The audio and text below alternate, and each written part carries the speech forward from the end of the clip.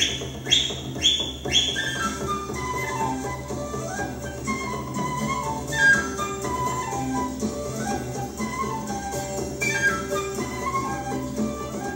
Maritime Heritage Alliance welcomes you to witness the creation of a work of art and the recreation of a piece of history, the schooner Madeline. While thousands like her sailed the Great Lakes in the 1800s, the original schooner Madeline played a pivotal role in the history of the lakes. In the winter of 1850-51, the original schooner's crew hired a young Traverse City settler to teach them to read and write. In net effect, the Madeline was Traverse City's first schoolhouse, but the resultant effect of that quiet winter changed history. 3 of the original crew were the brothers Fitzgerald, whose names would become synonymous with the glory days of the Great Lakes shipping industry in the years that followed. The great-grandson of one would lend his name to the ill-fated ore carrier Edmund Fitzgerald, which sank on Lake Superior in 1975.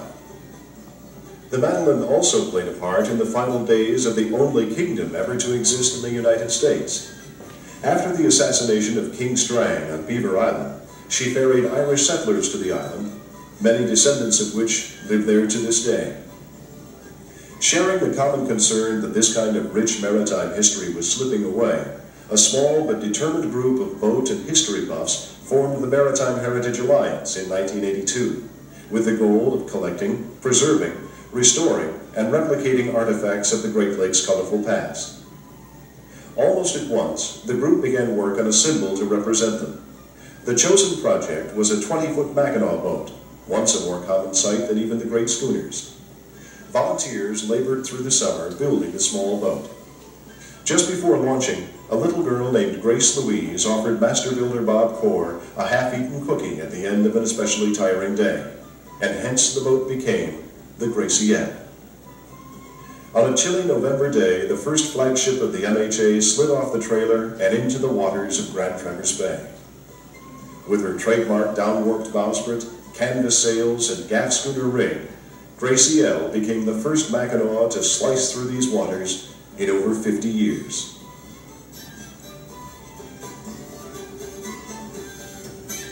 The success and publicity surrounding the Gracie project greatly expanded the interest in and awareness of Great Lakes maritime history, and Alliance membership grew. With this new infusion of people came new ideas. Armed with this fresh spirit, boundless determination, and almost no money, the group sought a new project.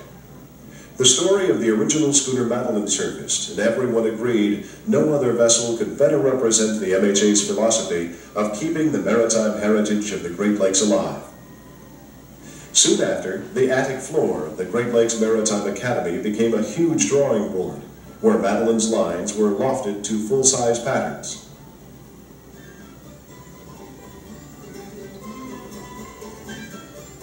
The Maritime Academy also granted short-term use of a small tract of land on which to construct the ship. The first shipment of lumber arrived by truck in the spring of 1985. Much of the material had been selectively taken as standing trees from the woods of northern Michigan to lend an even greater accuracy to the replica.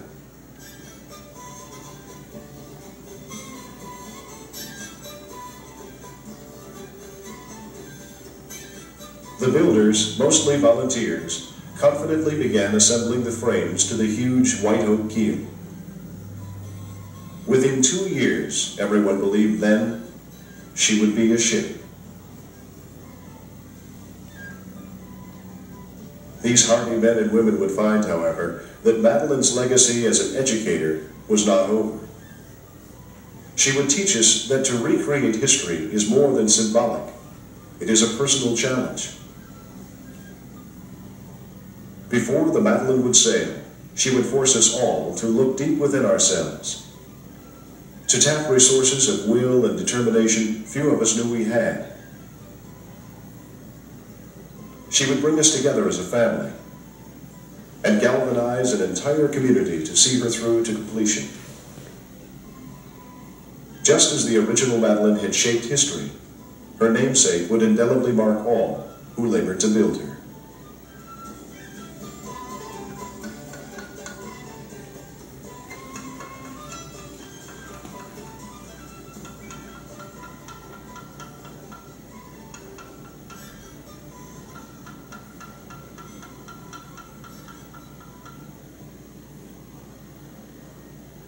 This project is more than just the Maritime Heritage Alliance. This is a community project. This is Traverse City. This is capturing some of the history and involving the entire community in a project that's going to have long range effects. It'll be with us a long time. Everybody's going to have a chance to use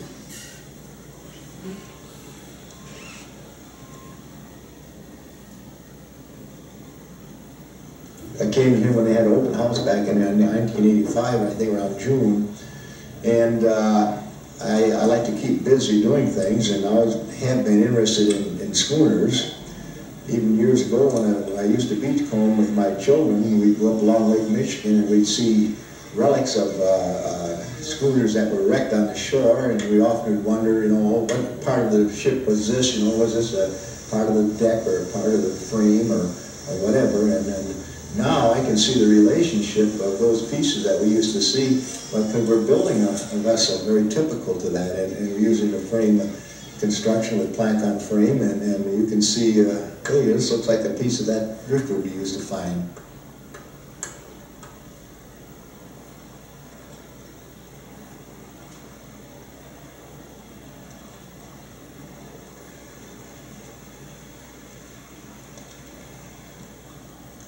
It keeps me busy doing something, mentally and physically, and I think that's very important for a person to be doing that type of thing to keep in good shape.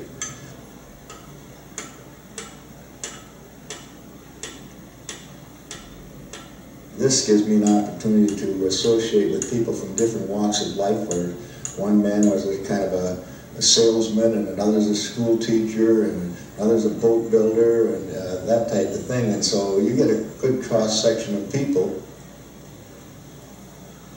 It has been said by some sage in the past that the schooner is the most beautiful artifact ever designed by man. And I think most of us involved in this project have that kind of an idea. Basically, it was a bunch of retired guys that built this boat, and it was beautiful, and it's just amazing to see these guys and the things that they've accomplished. And seeing the smiles on the faces and the children, you see them, they're looking, they'd say awesome and things like that. They were just amazed that something like this was around, that they could actually get aboard and go back in time, so to speak. Different people bring different strengths, and if you sit around and watch, you can see how everybody has their kind of part, and from that standpoint, it's been really unique.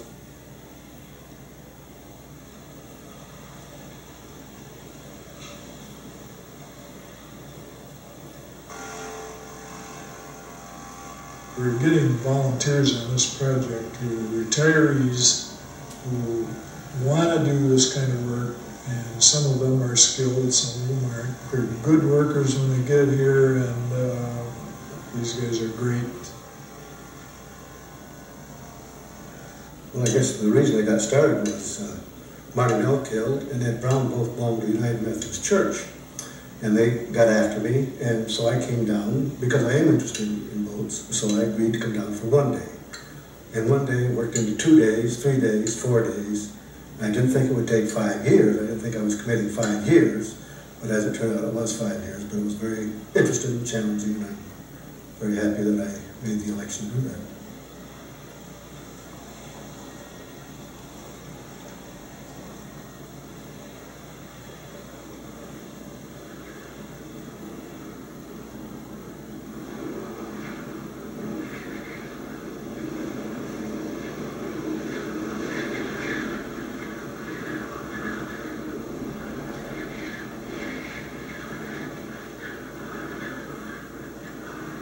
When the people began coming from as far away as the Detroit and the Jackson region to join it, we knew that the outcome would be successful.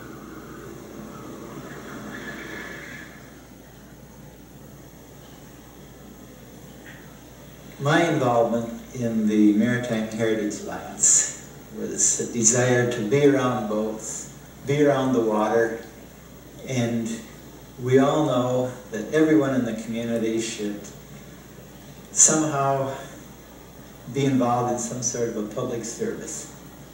And what better way than to do something that you love? If you do something you love, you gotta do a good job. We feel that the learning process that was engendered by this project is probably one of the greatest contributions.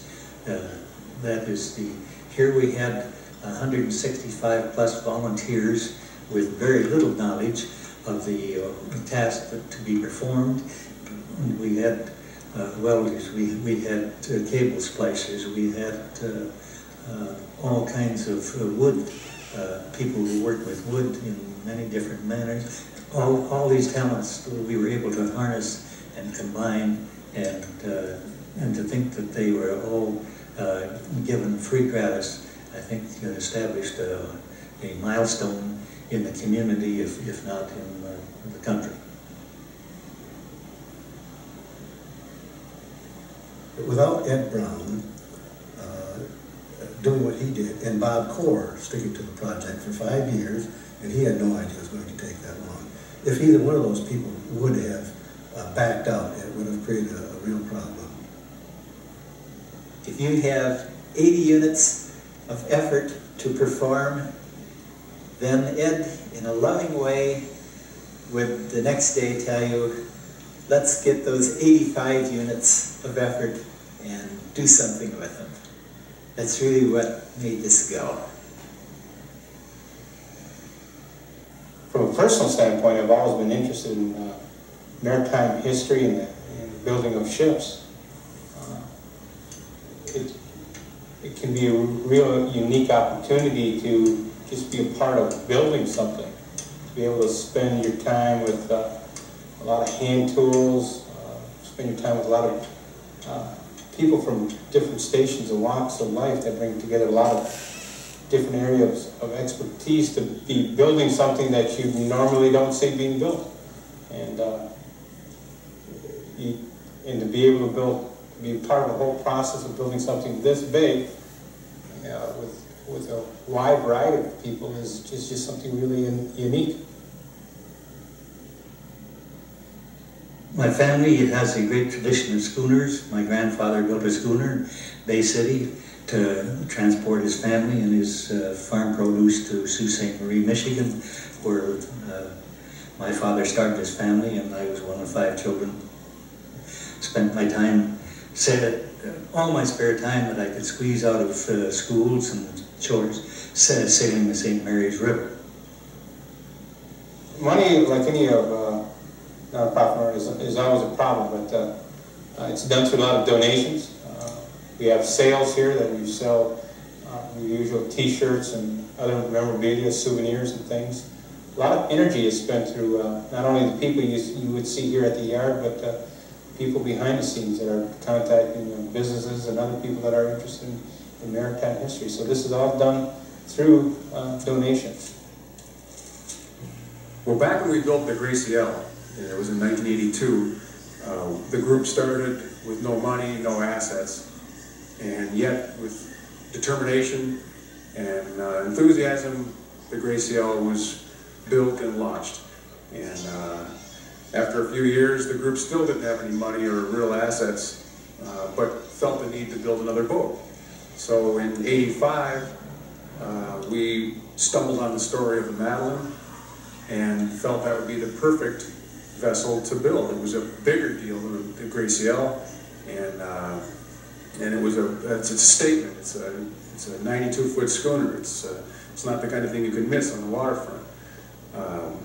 But the group hadn't really generated any cash or any large assets, so it had no reserves for just starting a vessel like this. But we felt the need for a vessel like this on the waterfront, and at this point in time, there were no schooners at all in West Bay. And so we were excited about the notion of having a 92-foot schooner in Bay. Armed with the same enthusiasm and motivation, and yet no money, we decided to build the Madeline. The highlight of each day, I think, was the lunch, especially when it got into the winter months, and we did work most of the winter months, around our stove in the old shack there. And sometimes as many as 14, I remember I brought 10 pounds of venison down one time, And we had 14 or 15 that particular day, but we usually had 5 or 6 people at least, and sometimes more. Visitors would also come in. We'd sit around the stove and tell tall tales. And other than that, we kept pretty busy. In fact, we didn't do a lot of talking when we were working. We had fun working, but the fun was the work and the accomplishment that we were making. Madeline's twin white pine masts were donated by the Michigan Department of Natural Resources as living trees from the Sand Lakes Quiet area of eastern Grand Traverse County. Seeing the value of the project, the DNR selected 2 prize virgin pines that were growing here even when the original Madeline was sailing. On a snowy day, the task of moving 2 huge virgin pines in one piece from the middle of the woods in the middle of the winter created a memorable adventure. Thanks to the efforts of 2 powerful loaders donated from a local excavation firm, the masts eventually found their way to the construction site.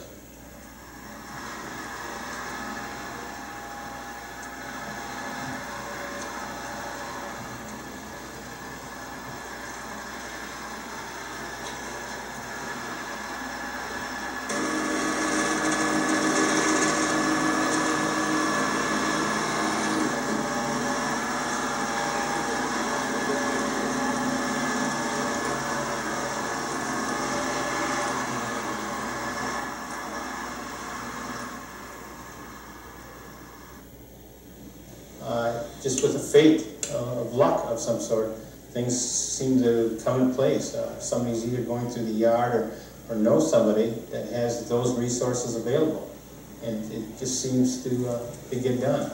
And we've seen this in many situations with the materials. You get a piece of specialized equipment that would cost a lot of money, and finances would be very small, or in that, and through luck, it just seems to happen and come. And this has been the story of this whole project.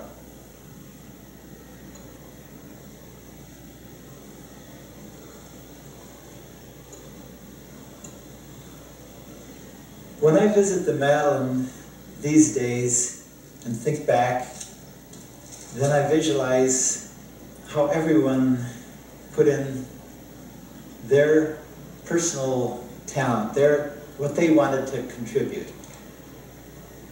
I can see John Dost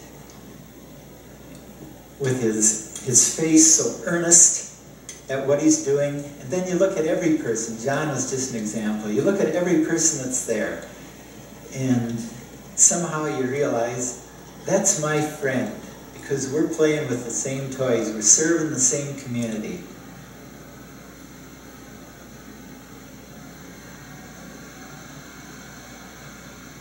Some of the things that happen here is sometimes with the big reversible drills that we use, is sometimes somebody would put it in reverse and get somebody that wasn't familiar and get them one of the long augers and try to drill a hole. But again, sometimes it wasn't so funny also, because you'd be up here on the scaffolding and you'd be stretched right out and you'd be pushing on the drill and it wouldn't be drilling. And as a matter of fact, one time the person took the drill bit out and went down and sharpened it and put it back in the drill bit, and man, just pushed and put a bar on it, and was struggling, and it was one of those hot days, and he was sweating, and then finally somebody probably yelled up to him and said, "Hey, why don't you put it in forward speed?" And sure enough, somebody had left the drill in reverse. It's interesting, of course, to see the construction of a ship, from laying of the keel to the finished product, and the way they adapt new tools to an old trade. It's very interesting to see this, and I enjoy working with the fellows. They're laid back, they're sincere, they're a good group to work with, conscientious, just a nice group of fellows, good environment.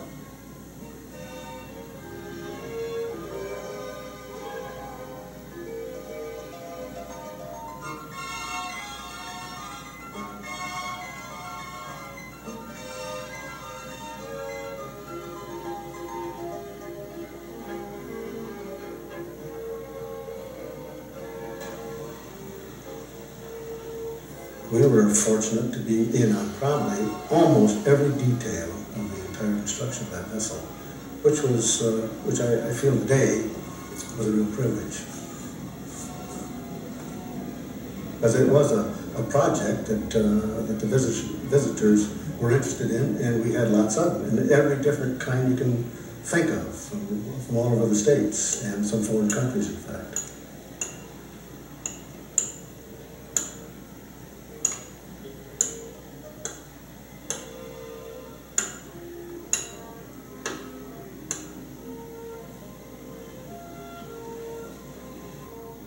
A couple of volunteers from Lansing hand-carved the name boards for the schooner.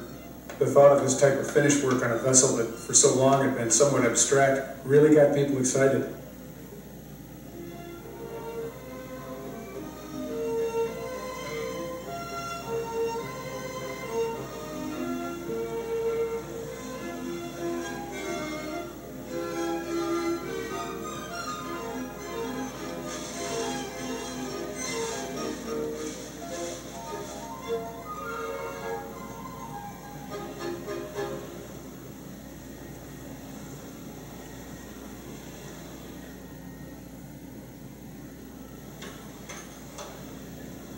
I think the most exciting thing, we had several, I think, milestones. I remember the one we took a picture, it was, I think it was February 20th, and I believe it was 1987, when we put the last plank on. But the real excitement was the day of the launch. Now, this fellow that did do the launch for us was, of course, an expert in his field. And of course, he weighed our vessel for us, which we were all anxious to see how much it weighed.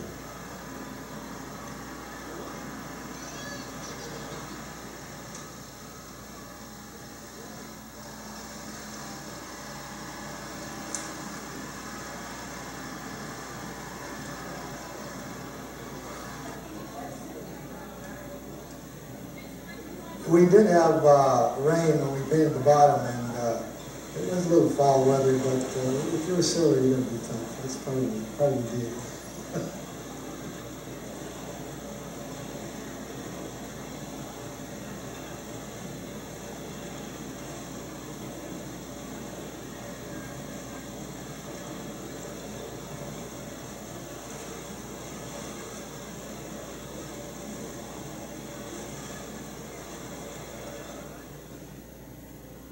It was an exciting day, but it was just a lot of people running in circles and screaming and shouting and getting things done, and, you know, in its own way.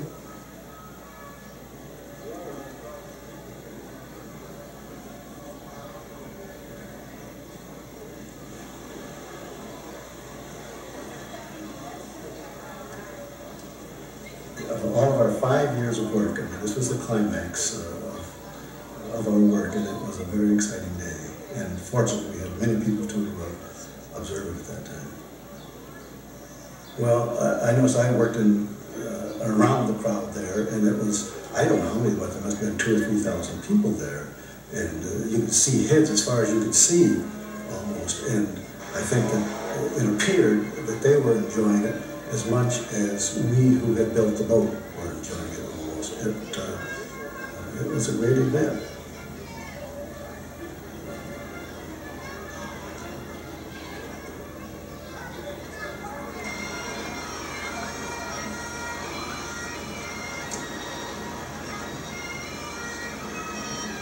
A group of our guys, somebody called them Men of the Madeline, sang some pretty salty songs.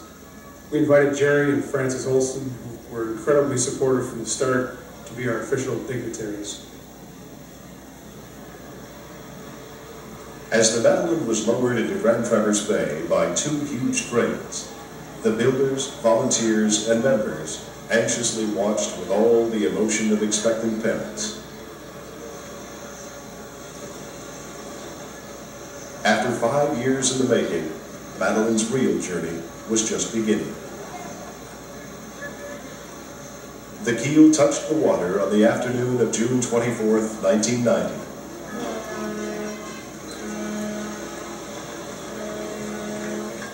Madeline sat smartly on her designed waterline, and her planks gradually swelled to seal out the inland seas, that were now her home.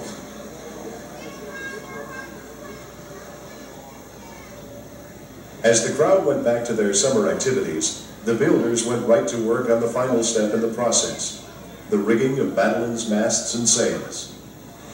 In the nautical tradition, coins were placed under the base of each mast, one of which was an 1845 penny to represent the launching year of the original Madeline.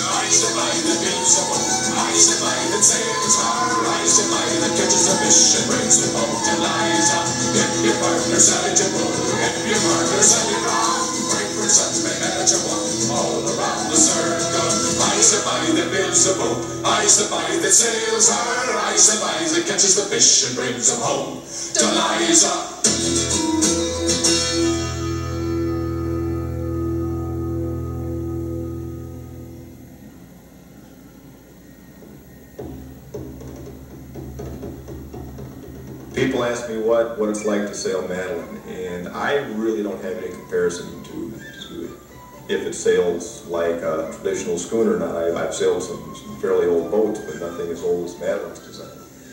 But she sails well. She's long on the keel and doesn't turn readily. Doesn't sail like a J24, but she's a lot of fun to sail. She's very responsive under sail. She likes 15-20 knots breeze just fine. And we got into some fairly sloppy weather off of Beaver Island, and she held her own. It was a lot of fun. The schooner Madeline, wood, iron, rope, canvas. This is what she is made of. This and the hearts of hundreds who participated in construction.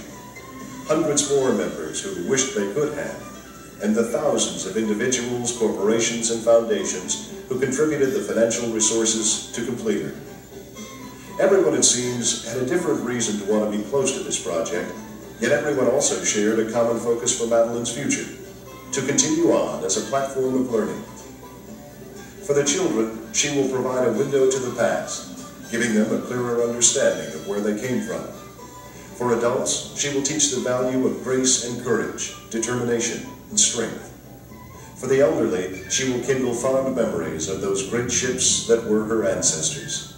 And for everyone, she will remind us that the quest for knowledge and the spirit of adventure is boundless.